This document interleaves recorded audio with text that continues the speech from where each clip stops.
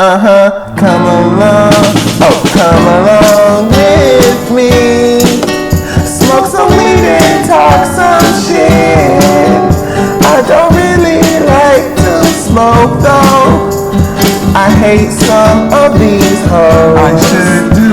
Come along with me. Talk some shit and smoke some weed. I don't really like to smoke though. Anyway, that's my intro, bitch. Audience. And she said, as a black person, and this is the problem I have with some black influencers, because it's giving sellout. Now, I'm not saying Jessie Woo is less than. She got way more subscribers, way more talent, way more pool than I do. As a very small creator, she just does. She has a schedule. She does what she does. She's eating. She has the set. She has the mic. She obviously has audience for a reason. Not trying to kiss ass. Just that's what I see.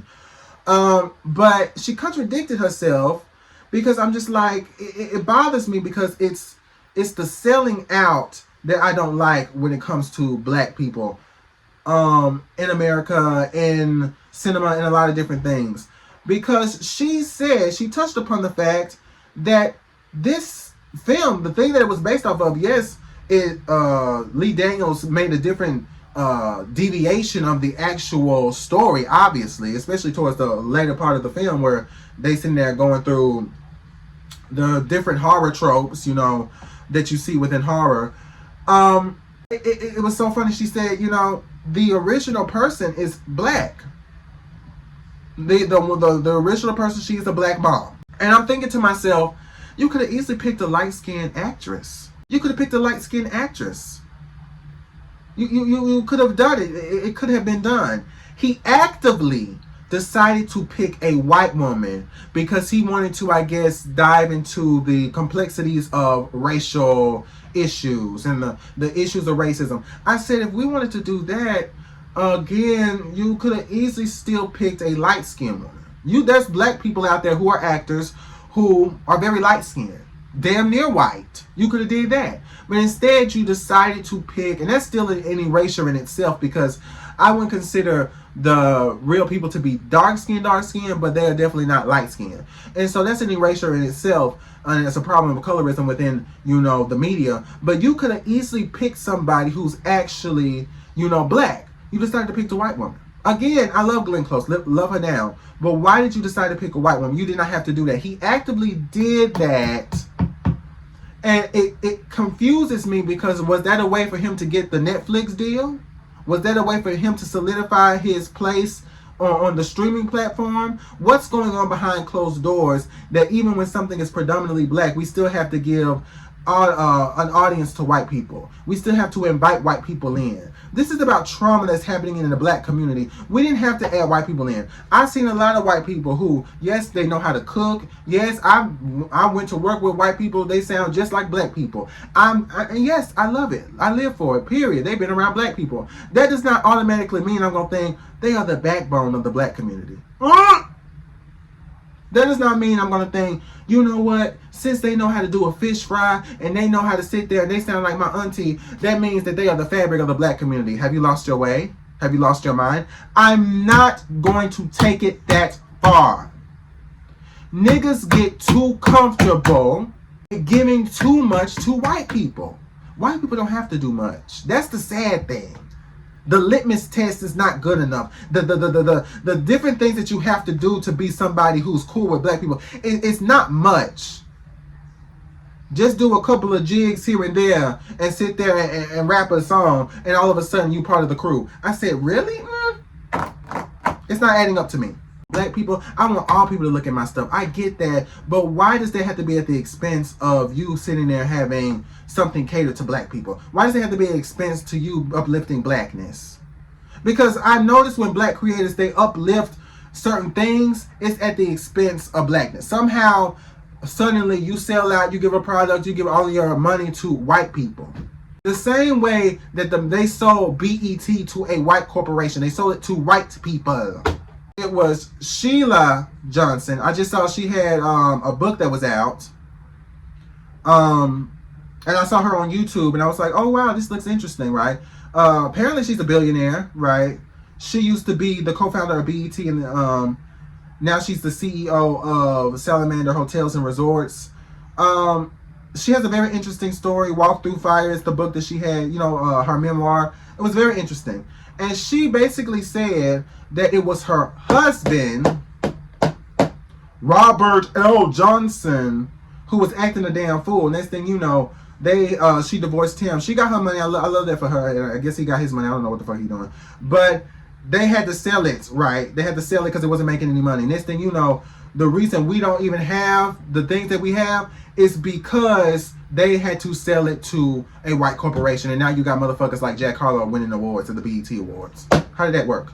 Now you have people who aren't even part of the black culture, who are not doing anything good for the black culture, getting stuff done. And then I found out, because if you really grew up on BET, I found out that the reason that they had that segment, because I remember this, they had a whole segment where during the BET Awards, they would show the different entrepreneurs, the different young talents, young scholars. I remember that. And that was her. That was her idea. They show the black scholars. They show the people who are sitting there helping in their community. They show people that were sitting there being philanthropists, people that was doing that. I remember that. There was a whole segment during the BET Awards, a whole event. All of a sudden, the new BET doesn't do that shit. All of a sudden, the new BET doesn't even sit there and want to show any type of work that black people are doing. Any type of excellence, any black excellence, black girl magic, black nigga magic, whatever the fuck you want to call it. They did not want to show that on the BET Awards. It fell all the way down once they sold it. Because, not blaming her, black people, specifically black men, niggas, they be selling out to white people for money. Selling out to white people for money. And so we can't own it. When we own it, that doesn't necessarily mean that it's less in quality. Not necessarily. But at the end of the day, you're giving away something that was used to represent your people. And now look at what the fuck it is. Ostracisms and all that stuff. Like, it has a lot to do with that. And when I was seeing all the discord over the deliverance, it made me think of this lady who left North Carolina. And before I get into the deliverance, last note too, I was in North Carolina this past weekend. I saw a restaurant called Papa Dogs as we were driving into South Carolina. It's this restaurant called Papa Dogs. I thought that was so interesting. I'm like, damn, they named this restaurant after a Haitian dictator. I thought that was very, very interesting. Also, in North Carolina, there is a community in Durham which is called Haiti, or they call it Haiti. It's spelled Hayti. And in I believe the 1940s. No. It was actually back in the 1800s. Haiti, North Carolina. It's in Durham, North Carolina. And yeah, it was... Okay, these are pictures. I'm seeing pictures from 1940s. So in the 1940s, Haiti was kind of like North Carolina's Black Wall Street, and it was named after Haiti. And it was a community where a lot of black successful families lived. And I thought that was interesting. And I looked at like just voodoo or hoodoo, when it comes to North Carolina, what does that look like? And there seems to be like a hoodoo community which resembles voodoo. Like, we know that, these practices are from our ancestors in Africa. But I think what has happened over time with hoodoo and voodoo is intentions. Like, when I look at places like Haiti, voodoo was so instrumental in freeing Haitians from slavery. But that's when like the intentions were pure. The intentions were, to stay in contact with your ancestors and to be led by your ancestors. You know what I mean? Now people go and they practice religions like voodoo as a get back. I have a friend of mine who, well, I'm not friends with that bitch anymore, but I haven't been friends with her over a decade. But growing up, she had an aunt who continuously went to Haiti like several times a year, right? And I was like, damn, she always going to Haiti, like that's great. And then my friend's mom actually went and spilled tea to us and was telling us that. The thing that I always notice when we talk about voodoo and like the way voodoo is like so bad and so demonized and so demonic, which I hate being somebody who was raised in Christianity, because I find, and this is for a whole other conversation, maybe to talk with somebody else. I feel that it's so disingenuous that we sometimes place certain aspects of morality upon certain things and the way certain people look. But the scary thing is somebody who is into horror, somebody who looked into horror. A lot of what is horrific is people. You know, not to be scary and be like, don't go out your window, or out your window, don't go out your door, don't go out the house. You know, be careful. Look over your shoulder every 5 seconds, right? Not everyone is bad and evil and has ill intent. But what I've noticed as someone who's probably a bit desensitized to a lot of horrific media is that a lot of what is considered demonic to me is the acts of human beings. The different things that human beings have done throughout history to other human beings. That's demonic to me. And my problem is that also, when thinking about that, is that it is not just one particular group. Yes, we can talk about, okay, wait, racism, homophobia, this religion over that religion. Yes, we can talk about the intricacies of the different groups going against other groups specifically, and how that has impacted that particular group down the line, decades later. You know, that's always valid in some sense. But questioning my faith when it said that everybody else was demonic.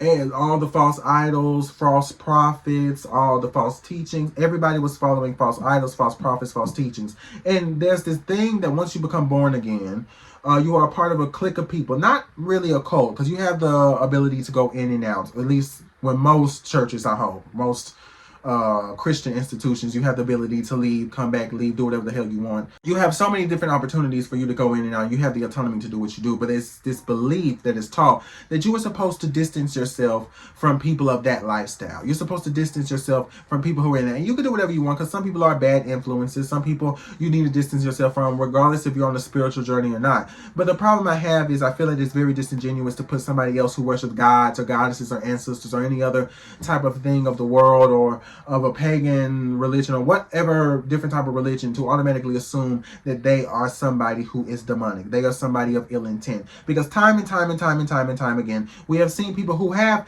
been in Christianity, who have, you know, helped somebody. They blew into the mic and God used them and somebody was healed. They gave to this charity. They did so much in the church. But at the end of the day, after all of that, they still got caught doing something they had no business doing. They still got caught taking from the church. They still got caught touching children. They still got caught touching men and women. They still got caught being unfaithful. They still got caught sitting there being greedy, taking advantage of communities, lying to people, being deceitful, deceptive, doing a whole bunch of things, being abusive. And yet at the end of the day, what people will do in that particular type of religion, they do this in all religions, but what they would do in Christianity is they would sit there and they would say, that person does not represent all Christians. That person is not a true Christian, but they were a true Christian before the fuck up happened. And let me tell you something about this, that a lot of people know that the pastor's doing something they had no business doing. A lot of people know that that person in the church is doing something they had no business doing. But some people who do know before everybody else know, they are willing to keep it hush mouth. They are willing to zip their lips. They are willing to not sit there and do anything about it, because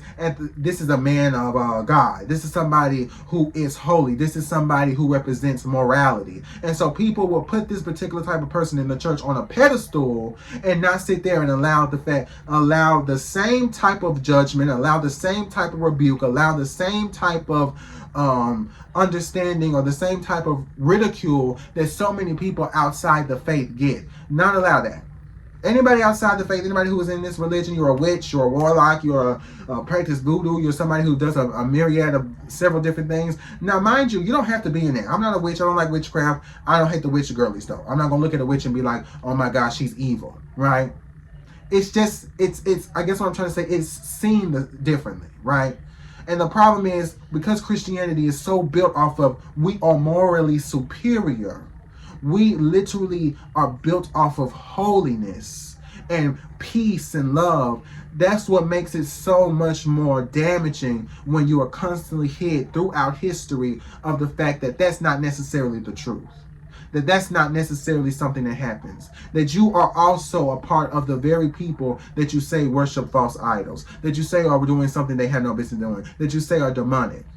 That it's not just because these people are practicing something other than the religion of God. That does, you practicing Christianity does not automatically mean that you are somebody who's holy.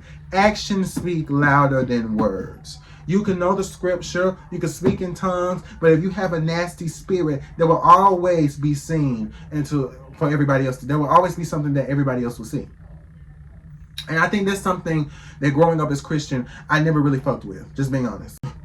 The aunt was constantly going to Haiti to do voodoo to keep her husband. Like, once you start doing that, there is no stopping. There's only one way to stop. Okay, now this is a Black women's channel. We're not gonna get that dark.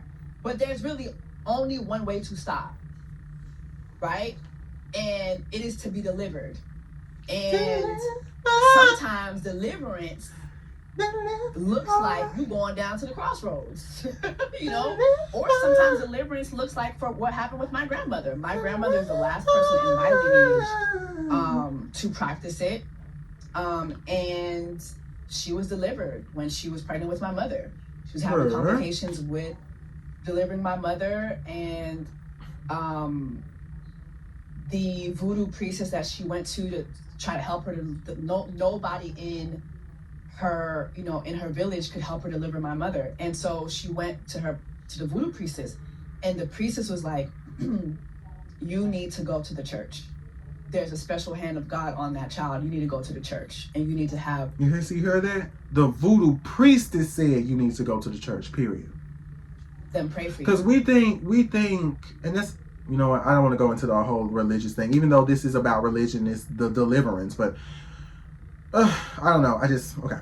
And not only was she finally able to deliver my mother, but she gave her life over to God. You know what I mean? So sometimes that's how deliverance looks. That's how deliverance looks like. That's what it looks like, which is what happened with my grandmother. But I look at this movie, The Deliverance, and there's so much discord in it. And first and foremost, before we even get into the discord, I want to ask y'all, do y'all feel that the deliverance delivered? No. But just drop down in the comments and let me know, do you feel that the deliverance delivered for the first time? And she's talking to her about the kids, and she's giving her the business. And as Monique is leaving, you have Glenn Close, who in the preview, I don't think I even knew what to think about who Glenn Close was going to be in the movie. But I didn't put two and two together that she was Audrey Day's mother. She just was like this random white lady in the background smoking while Monique was giving Audrey Day's character the business. But anyway, seeing the preview, I was like, oh my God, like Monique is about to make a comeback, bitch. Like, now see, that's also something that I was kind of shook with, because I was like, okay, Monique is working with Lee Daniels again. A part of me was like, couldn't have Monique been the mother? But I'm like, okay, well, no, maybe she's not old enough. Okay, fine. But, because Monique, she's older, but she still has a youthful look. But, makeup, effects, technology, I don't know, they could have found something. But, yeah, I also, because she's going to say, I was like, oh, she's about to make a comeback. Monique gave what she was supposed to give, as she always does. But at the end of the day, she didn't make a comeback, because everything became about Glenn Close. I knew it was going to be about Glenn Close, because the problem is, anytime you have a white person doing something that is black, you could have the best actors in the fucking world. People still going to be like, I can't believe that white person did that. It's just something about white people doing black shit that even black people, they can't handle it. Oh my gosh, did you see that? Did you witness what I witnessed?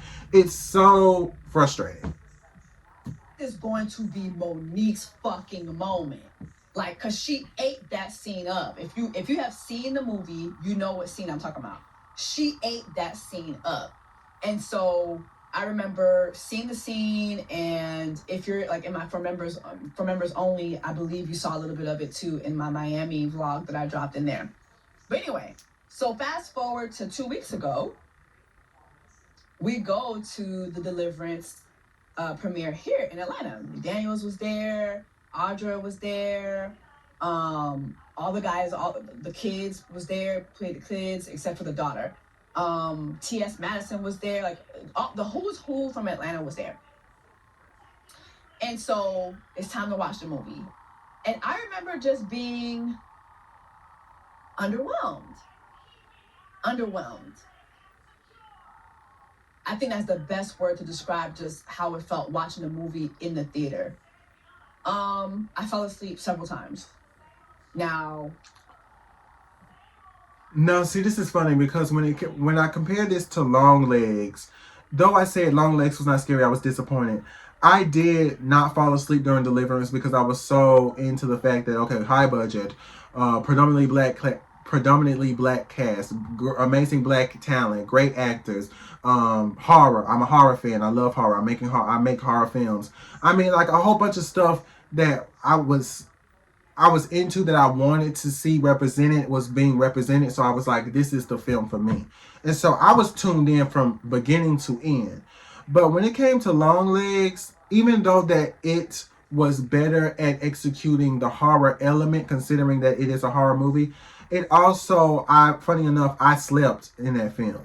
And the only reason I woke up is when it had the red title pages, like the red cut scenes where it goes, has the sound.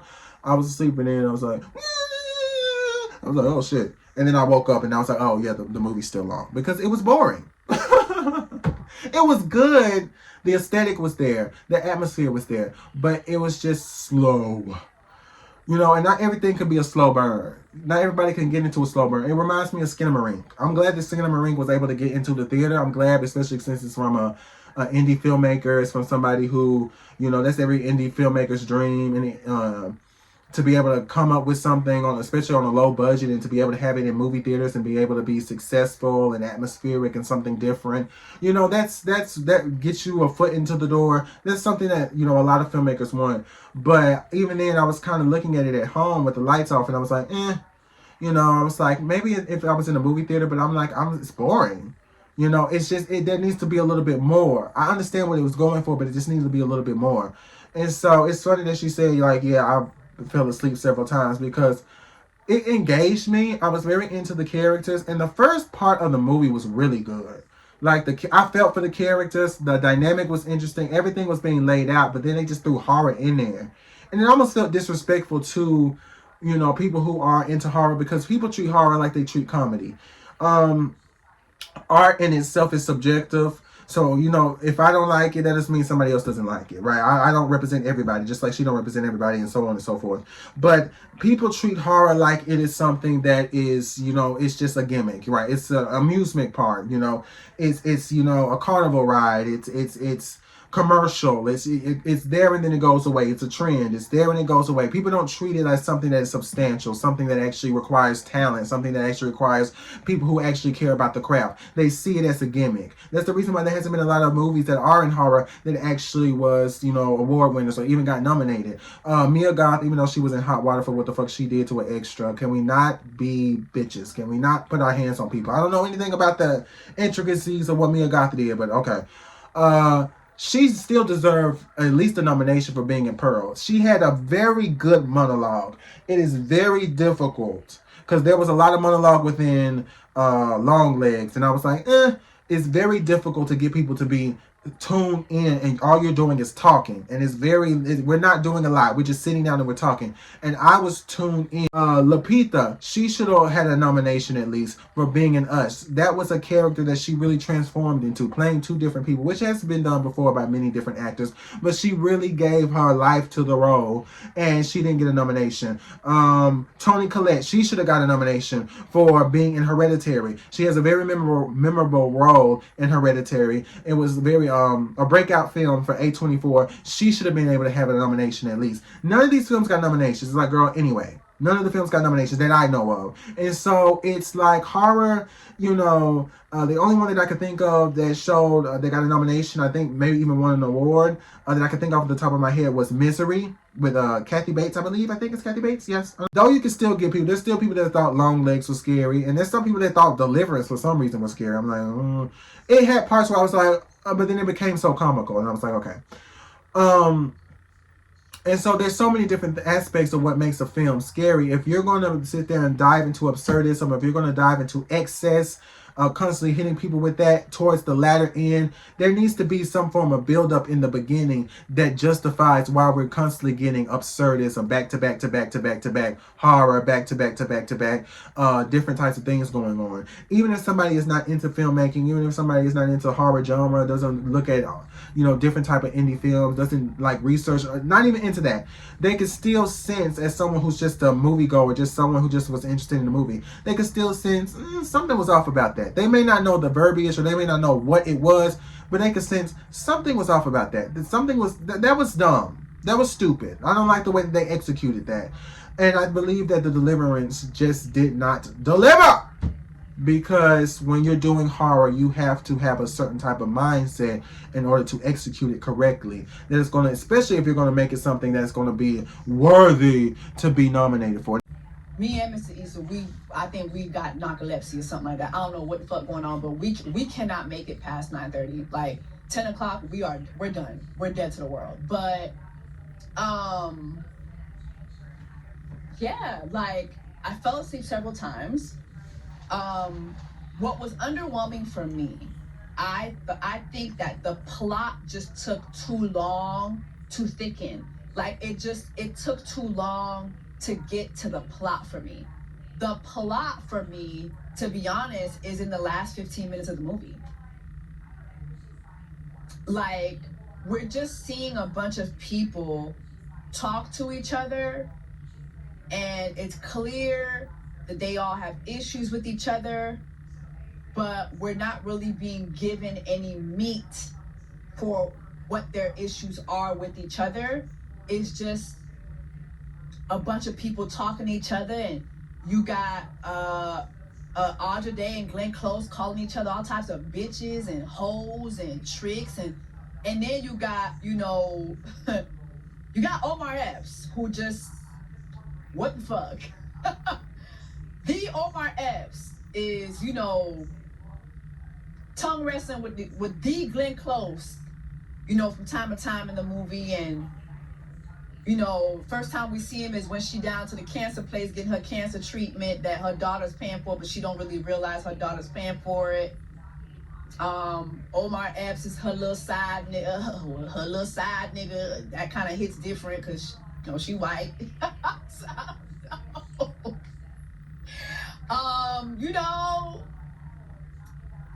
The cast themselves, to me, did a phenomenal job.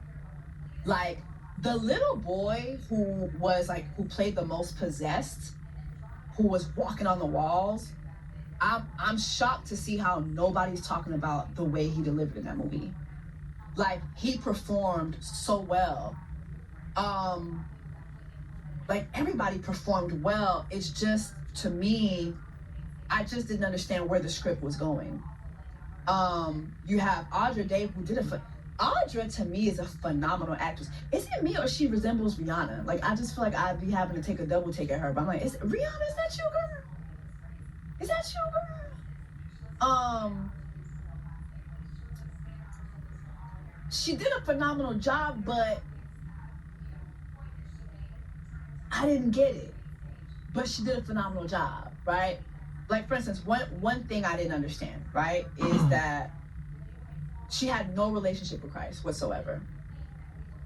But then at the end of the movie, all of a sudden, she is a Christ fanatic. And she performs this thing in her home where she calls on the name of Jesus, and, all the spirits go away. But it's just like, okay. See, this is what made it, because when Andra Day's character turned into another Andra Day, she was fighting herself, right? Then I think before that she went to the Black Void, and then we went somewhere else, and then she was burnt on fire, then she got turned, and then she was fighting herself, then all of a sudden she falls onto the floor and starts speaking in tongues. And again, the supernatural elements could have been woven in to the drama that was happening within the family. But what the problem is, there was the good stuff with the instability that was happening between these characters. That was good, but the horror element wasn't woven into that instability, to that dysfunction. The horror element was paired with it, and the problem is that there needed to be a certain point where they came together to make it make sense. Because then it's like, what are we doing? And that's why he should have just really. It's like there wasn't a commitment to the horror. The horror, you could tell that Lee Daniels is a drama director, and there's nothing wrong with that because he does it excellently. But again, there should have been somebody there that was like, who knew horror. He should have worked with somebody who was, I don't know who did the horror element or who was into the horror. You know, the moment before any of the, you know, a dead animal in the garage, flies, something stings, you know, the little kid acting crazy, all this other stuff that was happening with the children. Before any of that really went down, or before, you know, all of that stuff was happening, the moment that I really knew that solidified that, oh, this was not going to do the horror element justice, is the fact that this was a pivotal moment where we're doing the flashback, and you had the actress who was the mother, and then you had the father, and then you had the little girl, and then you had the little boy Trey, and then Trey died, and then, you know, he was the spirit that was talking to the live little boy, the Andre Day's kid, little boy. That's who the little boy was talking to. Like, I'm talking to Trey. Who's Trey? You know, she's like, what the fuck going on? Get your ass in the house. You know, that type of shit. And so when that flashback happened, and they were Miss Taylor's character was talking about this to Andre Day, she was like, "This is what's going on. I was in that house. There's a spirit in that house. That's the reason why your family's being vexed." When all that was going down, you literally had the mother come in after they lost the child. She couldn't save the child. Trey gone. Trey dead. You literally had her come in. She cries, and I don't want to say the actress wasn't good. I just don't think she was directed in a way that could really show that she can act. Because I really do think she can act. I could tell that she knows how to act. But I just, again, direction is also very imperative, very important when you're trying to make a good film. And so when that scene was happening, she was crying, and then she was then laughing, and she was raged or whatever. Then she chopped the head off of the father. This was the moment. Now, there's a lot of scenes where the head gets chopped off. The only scene that I could think of modern horror films as of late that I could think of in the past year that did that excellently, that didn't feel like a gimmick, a gag, unless it was intentional to be comedic, you know, on the same realm as Scary Movie or something satirical. If it was something that was meant to be taken seriously and horrific, was the scene where, funny enough, two A24 films, Midsummer, where a head got bashed. That grossed me out. I was like, oh, that's awful. And then the fact that you had Hereditary, where basically the young girl's character, her head gets knocked off, and then you see her head getting covered in ants on the road on the side of the street. That was very effective. That was like, oh, this is awful, this is bad, this is not meant to make me laugh, this is meant to horrify me. And so there was certain imagery there that made sense for that horror film. Now, though this is somewhat different stylistically when we have The Deliverance, obviously, the problem is that once you saw the lifeless body, you see the body, it's like, okay, kind of felt like a dummy, obviously. And then you saw her pick up the head. I was like, we're doing too much. She picked up the head. They could have stopped it there, but then they decided to continue with the scene. This is where the editor should have said, or they should have did some communication. No, we're going to stop. They continue with the scene. The little girl comes in, right? Because it was only the son that died. It was only Trey that died. The little girl comes in. The mama turns around. She's like, she drops the head, and then she goes and attacks the girl. They go back to the conversation that was happening with Miss Taylor's character and Andre Day's character in McDonald's. That was when I knew they were not going to do the horror element well. That is when I knew they were not going to do the horror element well, because they didn't understand the first time when they was really, really getting to the nitty gritty of why they are dealing with the stuff that they were dealing with supernaturally. When we're really starting to get into the nitty gritty of the vexation and how that is making the family worse, they did not dive into it well and execute it well enough that it made sense. How did we get here? Right. You have Ellis, who, to me, I'm sorry, y'all not giving Ingenue her flowers enough. Oh, Ingenue. I keep saying Ingenue. The way she delivered her role. Everybody's talking about this damn scene. Everybody is talking about this damn scene. Y'all know what scene I'm talking about. It's this scene right here. Let me see if I can play it. What?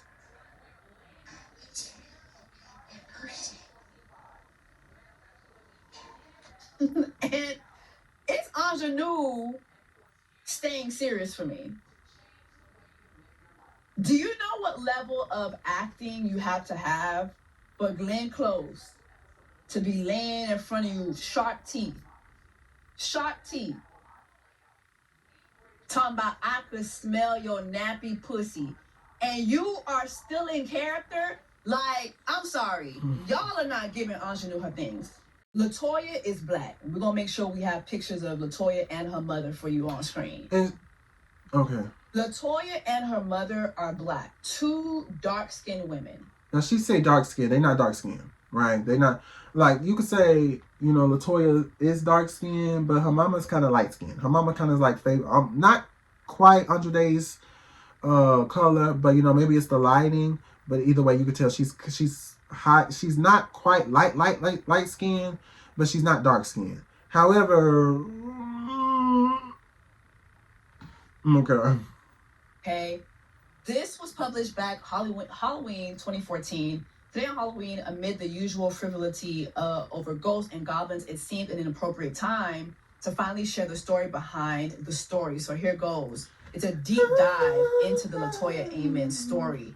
Ammons claimed that she and her 3 children had been possessed by demons. But that's not what really fascinated me. This is the writer. What I found so intriguing was the unusual responses by state and local agencies to Ammons' assertion. From the very beginning, records indicated those closest to Ammons' case believed her story of demonic possession.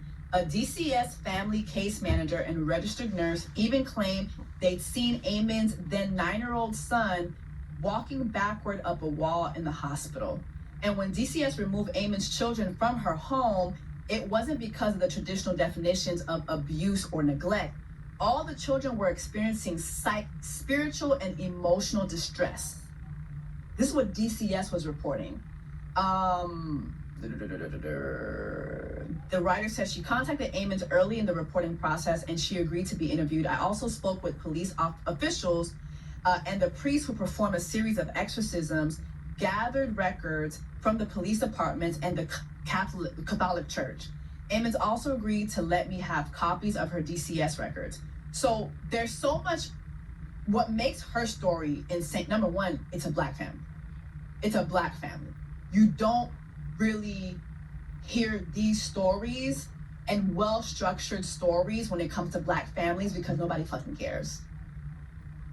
Mind you, in our communities, we talk about spiritual warfare all the time, but to the outside world, they don't care. They don't care, okay? But her story is so detailed as to the number of events that took place, and not only did these events take place, but you had priests who saw it for themselves. You had officers who would hear the demonic voices for themselves. Okay, I just want to give like a little background to me. My dad is a pastor, right? Well, I guess he's a preacher now because we don't have our church now. We had a church for several years, like I think over like 5 years. But he said, yeah, he went to Oral Roberts with my mom. Like that's a Christian like church, like a very well-known Christian church. If anybody is like in the Christian academic world, you know, theologians and different type of studies of the Bible and Christianity, and you know, it helps prep you to be a minister and stuff like that. And he told me that he once went to a house and there was stuff floating around, there was demonic possessions, there was a lot of different things going on. He swear up and down that this was real, that there was demonic possession, there was a lot of different things going on. So I was like, hey, I've had other people sit there and tell me they saw with their own eyes, that it's a real deal. I don't know how the girls get possessed, but I'm just going to stay in my lane. There were so many instances that could have been covered, but they weren't covered in the movie. I found this interview that LaToya did with Inside Edition, and it was crazy.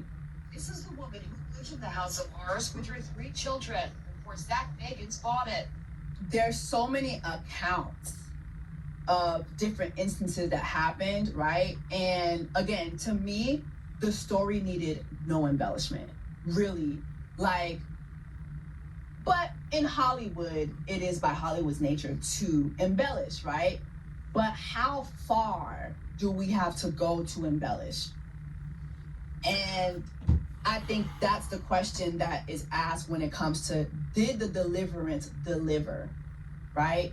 When you see Lee Daniels casting Glenn Close as a Rachel Dolezal and then going online and saying, you know, Alberta is part of the fabric of our community. And you got black people saying,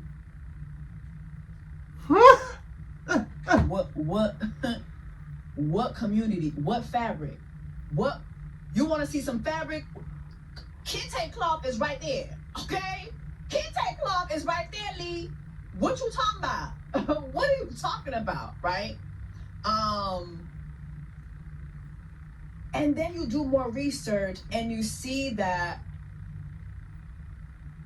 Lee Daniels did not really talk to LaToya for the making of the movie.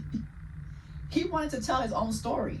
I found this Forbes article. Where is it? Okay, so this is in Forbes. Lee Daniels told the Hollywood Reporter that he hadn't heard about Eamon's story until after he made Precious. Once he did, he steered away from the movie for several reasons. One, I felt that I didn't want to do another story about abuse. This woman was abusing her kids, or what defines as abuse, because she was hitting the kids, he revealed. And two, I know how I work. I'm an open portal, and I know what I demand. I know the spirit works through me. So what kind of spirits do I want on me? So I was just like, no, I'm not going to do it. Daniels admitted that the story sat with him forever. He continued, we had never seen this story through the lens of this African-American woman on screen. I just felt we're in such dark times, I don't think people really know how dark of times we are in. And I felt I needed to get reconnected to my higher power. Okay. So that was his reasoning for doing it. But then later on in the article, I'm trying to find it through my phone, but I read that he said that he talked to LaToya maybe twice. And then he veered off because he wanted to tell his own story. And so he definitely did that because her mama not white. Her mom's not white, right? And while I think Glenn Close is Glenn Close, it has been interesting though, just to see people so excited to hear her say, I can smell your nappy pussy. And that's just, this is what the role is reduced to. Glenn Close. It makes me so mad. The more she talks about the fact that it was a white woman, and look, I love Glenn Close. I love Glenn Close down. I love Glenn Close. When I first saw Femme Fatale, I was like, she is that girl. I love her work. But it's just crazy to me. The more she says it, I'm like, what? And then for him to double down and to release it and saying she's the fabric of the community. Again, who's in your circle? Who's in your circle? When you are somebody who is black, I know you don't want to represent every black person, but there's certain stuff where it's like, the girlies don't want to hear that. The girlies don't want to hear that. You might as well. Why did you change it to a white person? You could have changed it to another person of color. We could have really went there. We could have did a Hispanic girly. Because if we want to talk fabric of community, and we want to talk people who also occupy the hood with black people, most of the people that I've seen, most of a good amount of these communities, they're not white. Yeah, you got some white people in the hood, yes, but a good amount of them is Hispanic. So if anybody's the fabric of the community, and I still, black people would still side eye and be like, no, girl. But if anybody was in the community, it's the spicy browns, okay? The other brown girlies. Tay-Tay and her black boyfriend, nothing against them, but no, they're not the fabric. They're not the fabric. I'm seeing so many people from my community. Oh my God, Glenn Close really delivered that. And don't get me wrong, she delivered it. One thing about Glenn Close, she doesn't have an Oscar. It's crazy. The Oscar winner didn't have the big role in this movie. But anyway, she doesn't have an Oscar. She should. Glenn Close is very known for delivering characters that are really outside of herself. Like when she acts, she comes out of her body. She doesn't just act, she transforms the way she looks. That's why you got her looking like Glenn, Rachel Dolezal, Mary J. Blige Close. Look at the picture. You can't tell me that's not from the dancery era from Mary J. Blige. It's giving crispy chicken, 3 cheeses, fresh lettuce, tortilla. I can't. Much so that when you have people rightfully critiquing this movie, y'all ain't never satisfied. LaToya Amon's mother was, she was a black witness. I can't stand black people like that, bro. Y'all always complaining. They did the same thing with The Voice in Black. He gives opportunities to black people. Now, Tyler Perry does have a movie with Kerry Washington. It looks like it has new black talent or black talent I haven't seen. And so that looks like it's going to be something of quality because it's with Netflix and it actually has a budget. And it looks like he's, he actually has the actors, all of the resources that he has to make something very interesting, right? Because Tyler Perry has done big budget films before, right? He is not new to that particular type of thing. And so that is something that he created. I wish that when he was critiquing us, when he was talking about you highbrow Negroes and how you're bougie and I'm representing my people, I wish he segued, maybe I didn't see everything that he said with Keke Palmer. He should have segued that into, I have a film going on, but maybe something with logistics, maybe he can't promote it as of right now, he can't speak about it, maybe it's a contract thing, I don't know. But at the end of the day, when I saw that, I was like, well, The Voice in Black wasn't a big deal. But yeah, it's really unfortunate to me. It's really unfortunate to me, a lot of things that are going on.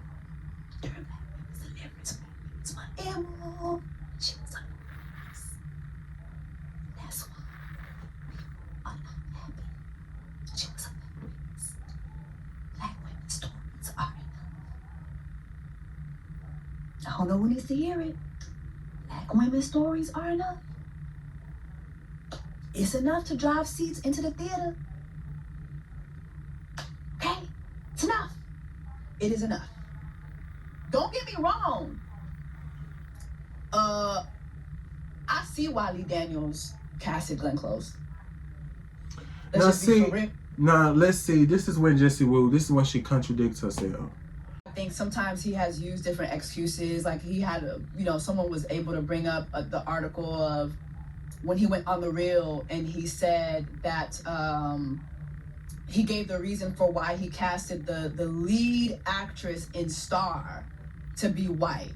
And this was what he said. He said that, I'm getting this from Yahoo, but this was back in the day when Star was on. He went on The Real and And why did she have to be the lead? Okay. And I thought it was important to address race relations in America. Lee Daniels says, we are truly, I believe, in a civil war. And I think that when we understand that we're all one, that we will then understand America. And America is still to be understood by us. He also goes on to say, the country needed to heal. Now, don't get me wrong. I love Star. Okay? Watashi was Star. I love Star. Okay? I love Empire. I feel like after the 3rd season of Empire, though, I kind of just lost track. But I love Star. Okay? But, baby, Star was not going to cause America to heal. It's bullshit. It's giving Coke bottle. And remember when, what's her name? When the Kardashian sisters or the Jenner sisters went, it was a full war going on. She had the Coke bottle, she gave it to the soldier, and all of a sudden, boom, the war was over. I think it was Pepsi. Lee, no, okay? I wish Lee Daniels would just say, I casted this white women's because I want to get white eyes on this. Let's just be for real. Unfortunately, Black movies don't get the push that white movies get. So let's just be honest. I wanted to capture. I want to get white butts in the fucking seats. Like, And see, this is what I was saying about about Parallels. This is what I was saying about The Supremes. This is what I was saying about certain movies that actually have quality, actually have an interesting story, actually have people who are black in the industry who have been successful in other projects. They are putting their money behind these films, and somehow it gets slipped, put in between the cracks. It falls through the seams or whatever. People don't see it, yet it exists. And so that, with the oversaturation of so many different types of things on social media, you got people on various different platforms on social media saying various different things at the same time, and so it makes it seem like there's no good quality black this, there's no good quality black that, there's nothing interesting, nothing that's trying to be indie, trying to be unique, trying to be something that is very interesting for the black community. It's just the same old hood narrative, slave narrative, that's it. And there's so many different things that are out there on various different streaming platforms. It contradicts everything that she said earlier, and I'm not saying we don't contradict and we're not hypocrites, but she was right when she said black women are enough, only to sit there and say we need to have more white eyes on it. Again, why does it have to be white people? White people do not make up most of America, not anymore. If you did have anybody who was white that was in America, it would probably be somebody who had some white in them. Maybe they're mixed, but at the end of the day, even then, mixed and interracial relationships are not just white and people of color. That may be something that you see mostly in social media, mostly, again, the divesting movement, again, a lot of the other different things that they market on these movies, a lot of different things that they show in commercials. People don't understand the importance of commercials.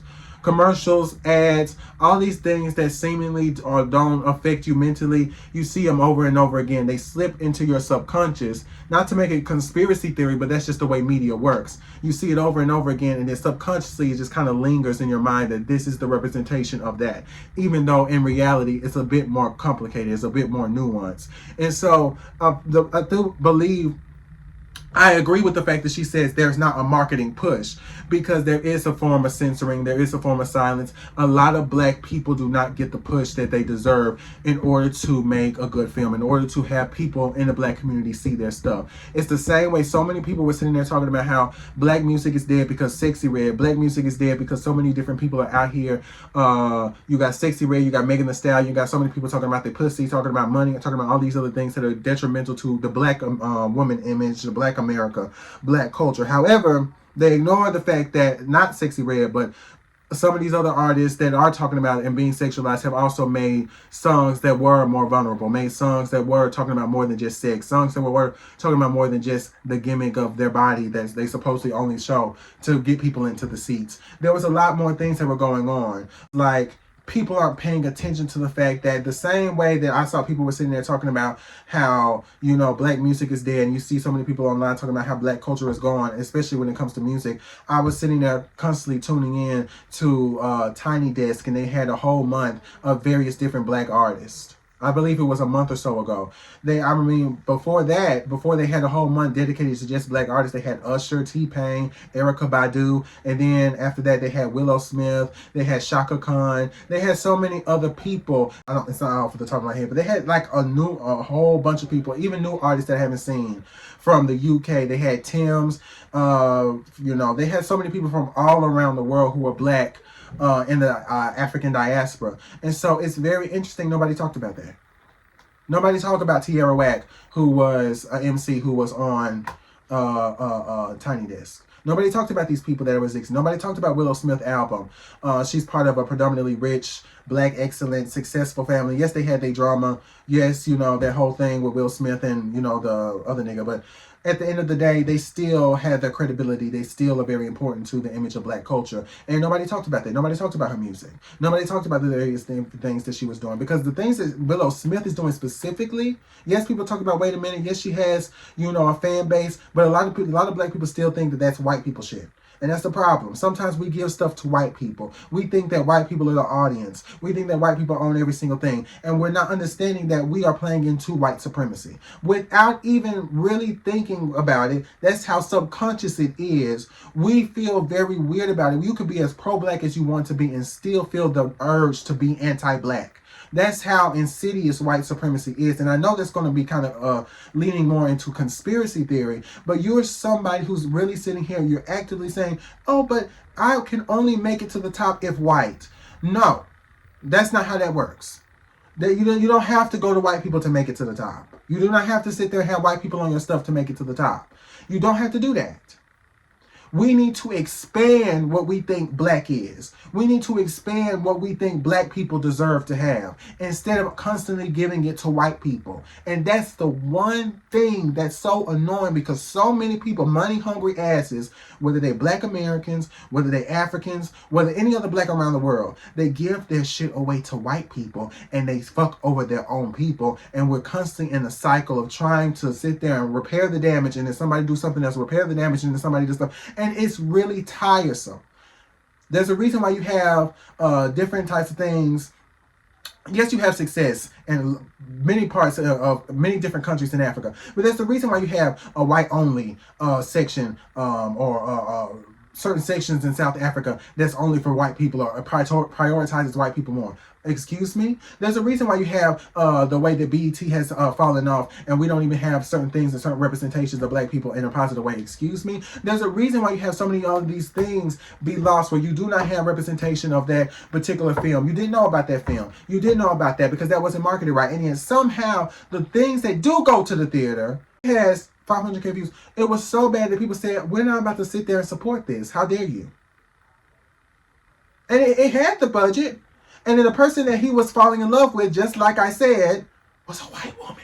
Yes, she was mixed, she was Asian, but she was perceived as a white woman. Let's be honest, baby. She was perceived as a white woman. And they had to have him sit there and like her. Who is that for? And then on top of that, that whole film was made by a biracial man. Now, he could have easily sat there and did that in a very different way.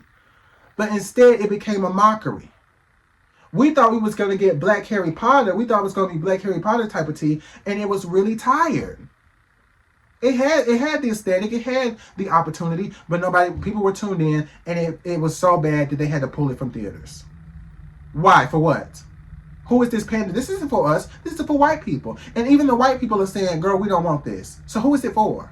Then we had Good Times, the animated series. The only reason we didn't sit there and get a reboot of something that was intentionally making fun of a lot of different aspects and issues in the black community and then some, like Boondocks, is because they did not want to hire the son of the person, one of the main characters in Boondocks. The son of, I believe, the uncle or the grandpa in Boondocks. They did not want to hire him because studios didn't think it was right. I have a meeting today. I'll tell you right now, I have a meeting today in a couple hours. Prayerfully, that meeting will lead to me co-hosting a show. One of the first things I'm going to ask for is for a white co-host. And this is where she lost me. This is where she lost me. For what? For what? For what? She's going to tell us why. Or a non-black co-host.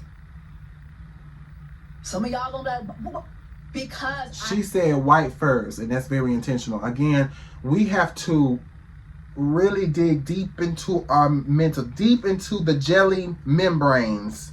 We have to dig deep into that to really figure out why we feel this need to constantly have white people around us, and then get mad when white people are somehow still, they get too comfortable in our culture. You invited them. You invited them. Let me ask the audience. You invited them. Want to tap into other markets. Like, it is what it is. I don't want to just be a black host doing black things. Like, you get pigeonholed. Like, you start to be boxed in. And it's like, no. I want to talk to everybody. One day, I want to have my own Wendy Williams style show. I don't want to just talk to black women. Now, am I always going to be black women's first? Absolutely. But I believe that I can be myself and I can still reach other people. I can still reach white women. I can still reach Hispanic women. I can still reach Asian women. Then why we need a white co-host? Jennifer Hudson has a whole show and she doesn't have a white co-host. She's interviewed white people, she's interviewed black people, she's interviewed people from all different backgrounds, but she doesn't have a white co-host. So maybe that's what she's saying. She's saying that she wants to have that ability too, and she just thinks that maybe having a white co-host will help her out. But again, why? Is there something I don't know? Can the whites come to the front of the come to the front of the classroom? Can the whites give me the tea? Can the white girlies let us know? Because I don't get it. So reach whoever women's, whatever women's. Like, I want to reach all the women's. So I don't want to just feel like, oh, I'm just speaking to black people only. Don't get me wrong. I'm black. I'm black. It's always gonna be black women's first. But do I always just want to do black things? No. And sometimes, unfortunately, when you are black in Hollywood and you're doing things, it's automatically a black thing. Okay? And so for me, when I see... Again, that's a contradiction. I want to put black first. Why they always making everything about blackness? I think that black women can, we make it black women led only, that it's going to be enough to get people in the seats. In order for me to have more eyes on my stuff, I need to sit there and have white people in the audience. I think, you see how it's a contradiction? Again, we all contradict. I contradict. I've been hypocritical. I'm not sitting there saying she's the only one that does it. But we have to figure out, what are we doing? Because you just said earlier it was pro-black, pro-this, pro-that. Then all of a sudden we kind of fizzled out into, okay, no, we need to have collaboration with white people to really solidify growth. Why? Why? Why? At that point, we can't come for Lee Daniels for sitting there saying, for picking Glenn Close. We can't come for him because at that point, he's only doing what you're saying we have to do in order to be successful. Why? Daniels casting Glenn Close is not because I want to tell another story. Because Alberta, the white wings, she's a part of the fabric of our community. I want to get white people in the seats. Period. Let's just call a thing a thing. I want to get white people in the seats. The fuck? Like, hello? I was just For what? For what? You could have easily got them in the seats if you had a black person that was sitting there in the movie. You could have easily done it. You could have easily done it. White people, and it's almost insulting to white people. I can't. The same way that you have some of these conservatives and some of these white people, I can't look at it pronoun, gay person, black person. I can't. I hate it. They start acting like little babies. It's almost an insult to their intelligence, an insult to their intellect, or to them as an adult, as a human being. Why am I sitting here thinking that they're not capable of being able to look at something that doesn't just show them? Why? We got to get out of that. I know it's difficult. It's very difficult because she's at a certain point in her career. I'm not even touching. So there's certain stuff that she's seen in the industry that maybe that's like she's like, okay, this is just what it is, and she has that mindset. So I'm nowhere near her position, nowhere near. But it's just we have to figure out how to build without constantly diving into, well, we just gonna have to deal with. We're just gonna have to give it to white. We just gonna have to bring white. Why? Then why are we having the white people over there talking about white flight? Not white flight. Talking about white people are being drowned out. The great white replacement. We have all of these people, and I know people just they give into all these lies and stuff. But why are they freaking out? And you're sitting here talking about we need to give into. I'm confused. Don't we have enough people in other avenues?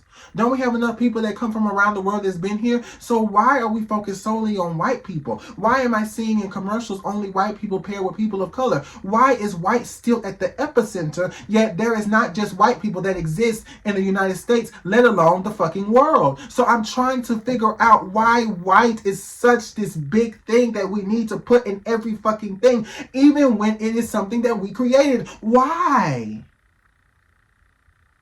It's not making any sense to me, and it annoys the hell out of me as a creator. Lord knows, I understand it's hard to get into film school.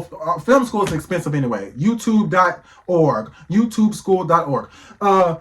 You know, it's hard to being a creator. It's hard to get funding for your film. It's hard to figure out how to do grant proposals and all this other shit that you got to do as an artist. And then you got to pay your bills and you got to do this and it's difficult. It's difficult to be a creative. It's difficult to be a creative that's also a minority. You know, difficulty is difficulty. But at the end of the day, why? Why couldn't we have done a collaboration with somebody? Isn't she African? And she's Nigerian. Oh, she's a Nigerian girl. She's a Nigerian girl. Why couldn't she have? I love that. Nigerian. I'm trying to do it in a Jamaican accent, talking about something. But anyway, she's a Nigerian girl. Huh?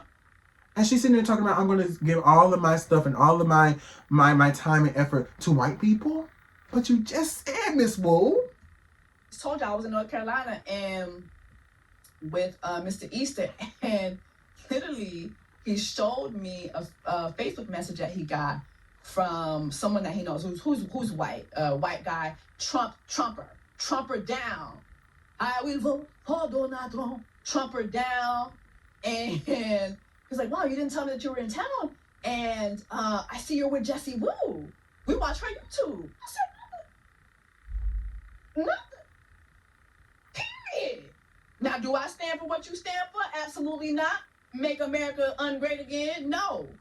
But do I want to reach those communities? Absolutely. Abso-fucking-lute. And so I'm thinking to myself, if she is somebody who has a predominantly black, she talks about predominantly black stuff, and there's already a white person that's looking at her stuff, then why do we need a white person to continue to grow out certain stuff when there's already white people that's looking at your stuff? Let me clarify. I'm guessing this is the first video I've seen of her. I've seen her other videos, right? Because I said I was introduced to her with the Cleopatra versus Ice Spice shit, right? That she was sitting in her room, or she was standing in her room, she was commenting on it. I was like, who is this? Jessie Wu, right? And so if you already are somebody that's doing predominantly black stuff, and you don't really have a lot of white people in your stuff as of late, as I assume, maybe she has, and there's already somebody who is white, a Trump supporter at that, that's looking at your stuff, and it shows that there's a possibility of somebody outside of the community looking at your stuff, even when you are somebody that's strictly pro-black, then why do we still need to sit there and use somebody or collaborate with somebody who is white in order to continue our growth when there's already possibilities of somebody being able to see your stuff that's from a whole different community? This is the internet. This is the internet. We have a luxury of being in a technological world where we can sit there and have something that is known as the internet, where you do not need to sell out, you do not need to give out, you do not need to constantly collaborate with people of other communities, especially white people. Why not Asian? Why not Hispanic? Why not anybody who's indigenous? Why not anybody of any other ethnic background? Why not? Why is it always white? White? Again, amazing white people I've seen. Beautiful white people I've seen. Great white people. I've been around a lot of great white people. I've been around a lot of shitty white people. You know, not everybody's the same. But at the end of the day, I'm not thinking to myself, you know what will make my work better? White. No, what will make my work better is funding. What will make my work better is getting support from my community. But what will make my work better is not constantly going to a white person and being like, do you like it? Is it good enough, master? That's not what's going to cause my work to be good. The validation of a white person.